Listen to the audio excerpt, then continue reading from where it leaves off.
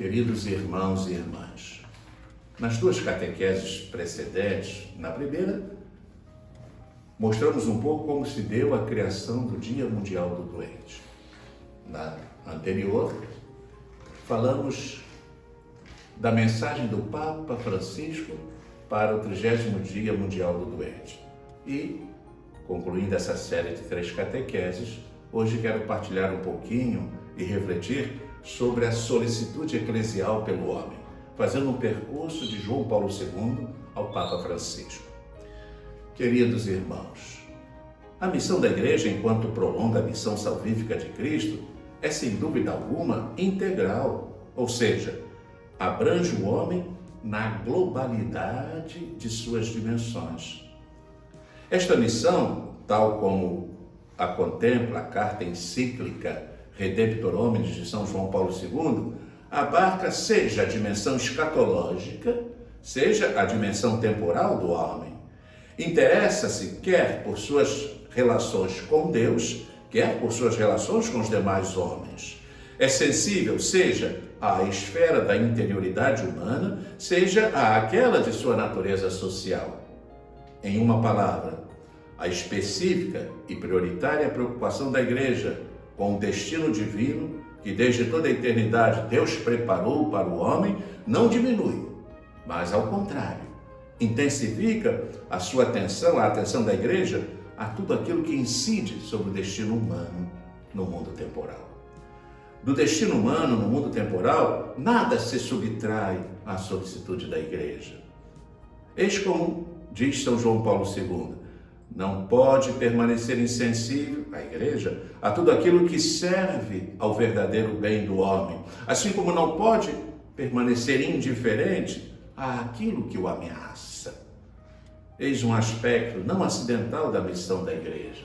Tal aspecto, que certamente não constitui o elemento mais essencial e primordial da missão eclesial, tem sido, todavia, constantemente contemplado pela doutrina social da Igreja e bastante enfatizado pelos sumos pontífices. São João Paulo II, desde a sua programática encíclica, ele enfatizou o cuidado para com o destino humano no mundo temporal. Trata-se, segundo ele, de uma exigência decorrente daquele princípio eclésio-antropológico central na Redemptor Hominis, segundo o qual o homem é a via da Igreja, via da sua vida e experiência cotidiana, da sua missão e atividade. Se é esta a posição do homem, de cada homem em relação à Igreja, então, concluía São João Paulo II, a Igreja do nosso tempo tem de estar de maneira sempre renovada, bem ciente da situação de tal homem. Este estar a par da situação do homem implica, sem dúvida, a ciência e consciência das possibilidades do homem, das ameaças e dificuldades que sofre. E entre nós, em nossos dias, urge certamente o dever eclesial de um conhecimento sempre renovado da situação humana. Não pode, pois, deixar de ecoar no coração da Igreja esta incisiva orientação da Redemptor Hominis. A Igreja deve estar bem ciente das possibilidades do homem, que tomam sempre uma nova orientação e assim se manifestam. Ela tem de estar bem ciente, ao mesmo tempo ainda, das ameaças que se apresentam contra o homem. Ela deve estar cônscia, outro sim, de tudo aquilo que parece ser contrário ao esforço para que a vida humana se torne cada vez mais humana e para que tudo aquilo que compõe esta mesma vida corresponda à verdadeira dignidade do homem. Numa palavra, a Igreja deve estar cônscia de tudo aquilo que é contrário a um tal processo de nobilitação da vida humana. Bento XVI. Dizíamos acima, há pouco, que a prioritária preocupação eclesial com o destino divino do homem não atenua, mas, ao contrário, intensifica a solicitude da Igreja para com o destino humano no mundo.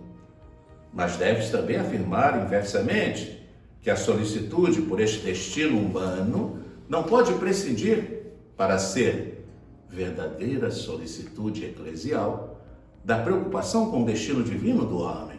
Com efeito, sem a perspectiva de uma vida eterna, o progresso humano neste mundo fica privado de respiro.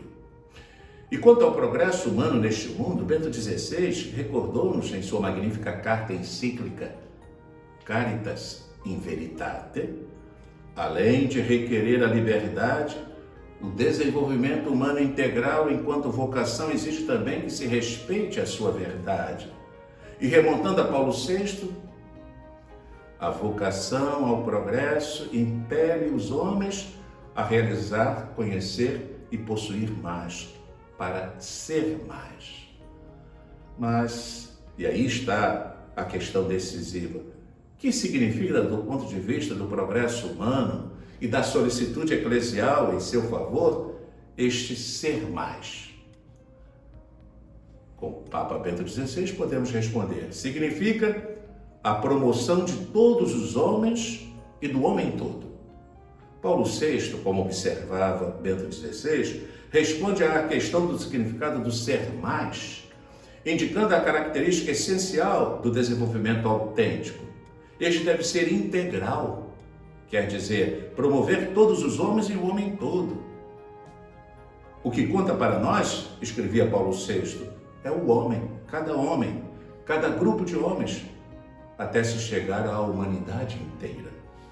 Esse ser mais significa jamais prescindir, no ocupar-se do desenvolvimento humano, da necessária referência a Cristo, chave hermenêutica do mistério do homem. A referência cristológica é o Cristo que nos abre o mistério do Pai, e é Cristo que nos revela a nós mesmos e a nossa dignidade. Depois, esse ser mais significa perscrutar os sinais dos tempos e interpretá-los, oferecendo ao mundo uma visão global do homem e da humanidade, uma visão que não pode prescindir da vocação divina do homem. A este respeito, Bento XVI, ancorado na Populorum Progressio de Paulo VI, assim se expressava: instruída pelo seu Senhor, a Igreja perscruta os sinais dos tempos e interpreta-os, oferecendo ao mundo o que possui como próprio uma visão global do homem e da humanidade. Precisamente porque Deus pronuncia o maior sim ao homem, este não pode deixar de se abrir à vocação divina para realizar o próprio desenvolvimento. A verdade do desenvolvimento consiste na sua integralidade.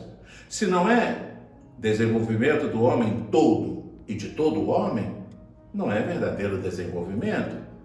Esta é a mensagem central da Populorum Progressio, válida hoje e sempre, dizia Bento XVI na Caritas in Veritate. Depois, esse ser mais significa ainda assumir uma antropologia, uma visão do homem, que, fazendo apelo a um humanismo transcendente, permite abraçar tanto o plano natural como o sobrenatural, pois a ausência de Deus enfraquece nossa capacidade de reconhecer a ordem natural, o fim e o bem. Vamos ao Papa Francisco. Em sua primeira exortação apostólica, Evangelii Gaudium, Francisco afirma que os pastores, acolhendo as contribuições das diversas ciências, têm o direito de exprimir opiniões sobre tudo aquilo que diz respeito à vida das pessoas, pois, e eis a razão motivadora do mencionado direito, a tarefa da evangelização implica e exige uma promoção integral de cada ser humano.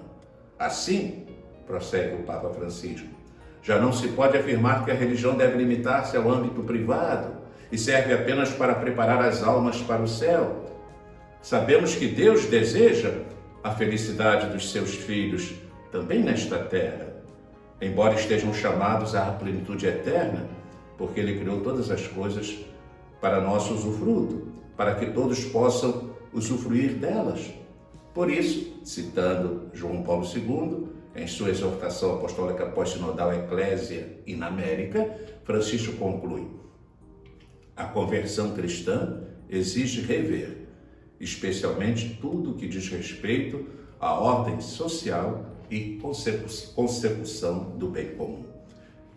Mais recentemente, na Carta Apostólica em forma de motu próprio, com a qual instituiu o dicastério para o serviço do desenvolvimento humano integral, Francisco afirma: em todo o seu ser e agir, a Igreja está chamada a promover o desenvolvimento integral do homem, à luz do Evangelho. Este desenvolvimento tem lugar mediante o cuidado dos bens incomensuráveis, da justiça, da paz e da proteção da criação. Em seguida, justificando a oportunidade da criação do novo dicastério, Francisco declara: o sucessor do apóstolo Pedro, na sua obra a favor da afirmação de tais valores, justiça, paz e proteção da criação, adapta continuamente os organismos que colaboram com ele para que possam atender melhor às exigências dos homens e mulheres a quem estão chamados a servir. E acrescenta: portanto, a fim de implementar a solicitude da Santa Sé nos âmbitos mencionados, bem como com aqueles relacionados com a saúde e as obras de caridade, instituo o dicastério para o serviço do desenvolvimento humano integral. Tal organismo, observa Francisco, terá competências de modo particular nas áreas relacionadas com as migrações, com os necessitados, os enfermos e excluídos, os marginalizados e as vítimas dos conflitos armados e desastres naturais, os encarcerados, os desempregados e as vítimas de qualquer forma de escravidão e de tortura. Com impressionante força, portanto, se expressa em Francisco o cuidado para o destino humano no mundo temporal. Queridos irmãos e irmãs, quero concluir essa breve reflexão, essa breve partilha, salientando, a importância de nos inserirmos todos nessa solicitude eclesial pelo homem, que abarca o homem todo, cada homem, e assume todas as dimensões do ser humano, o seu destino temporal e o seu destino divino. Que o Senhor nos ajude a ser expressão para cada homem, para cada mulher, da proximidade amorosa do nosso bom Deus, da solicitude da Igreja, que deve viver sua fidelidade àquele que é o samaritano da humanidade, o Senhor Jesus. Deus a todos abençoe.